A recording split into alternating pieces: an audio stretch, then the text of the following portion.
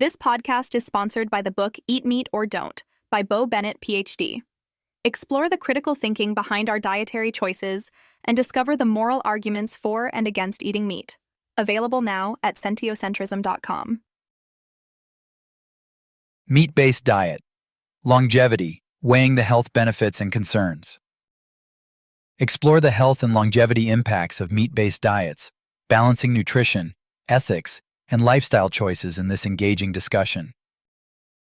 The longevity effects of a meat-based diet, what you should know. Hey, so have you ever wondered about the connection between eating meat and how long people actually live? It's one of those topics that's always buzzing around, especially with so many people jumping on plant-based diets or trying out clean meat alternatives. But what about those who stick to a mostly meat-based diet? Does it help or hurt longevity? Let's chat about it. First off, the relationship between meat consumption and lifespan isn't exactly black and white.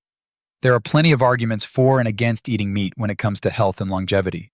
On the one hand, meat is a dense source of protein, essential vitamins like B12, and minerals such as iron and zinc, all of which support muscle maintenance, immunity, and overall body function, especially as people get older.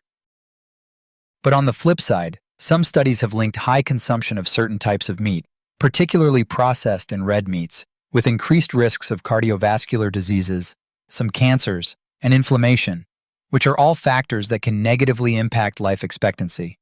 So it really depends on the kind of meat you're eating, how much, and other lifestyle habits.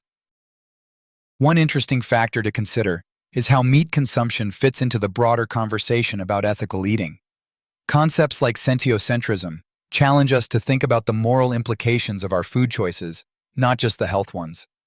This ties into debates around plant-based diets, clean meat technologies, and whether the environmental and ethical costs of traditional meat production are sustainable long-term. From a purely longevity perspective, epidemiological studies often show that populations consuming moderate amounts of lean, unprocessed meats, especially when balanced with plenty of veggies, fruits, and whole grains, tend to have similar or even better health outcomes than those on strict plant-based diets. So it's not just about whether you eat meat, but how you incorporate it into your lifestyle. Here are a few key pros and cons of eating meat when thinking about longevity. Pros. High-quality animal proteins help preserve muscle mass and bone density with age. Rich in essential nutrients that are harder to get from plants alone, can be part of a nutrient-dense diet that supports metabolic health. Cons. Overconsumption, especially of processed meats, can increase risks for heart disease, certain cancers, and inflammation. Potential exposure to harmful additives or hormones, environmental and ethical concerns leading to stress or guilt in some people that might indirectly affect health. It's also worth mentioning clean meat, or lab-grown meat, which is an intriguing development. Since it's produced without raising and slaughtering animals, it offers a potential middle ground, retaining the nutrition and satisfaction of meat while addressing some ethical eating concerns rooted in sentiocentrism. But clean meat is still new in the market and may not yet be a major factor in longevity studies. So, what's the bottom line? If you're eating mostly meat-based, quality matters. Choose lean cuts, minimize processed meat, and balance your diet with plant foods. And if you're curious about the broader ethical, environmental, and health debates, there's a fascinating book called Eat Meat or Don't that explores those arguments in depth. It does a great job balancing practical health info with the ethical discussions that many people are turning to today. Whether you're a meat lover or leaning toward plant-based diets, understanding the pros and cons of eating meat in relation to longevity helps you make choices that suit your health goals and values.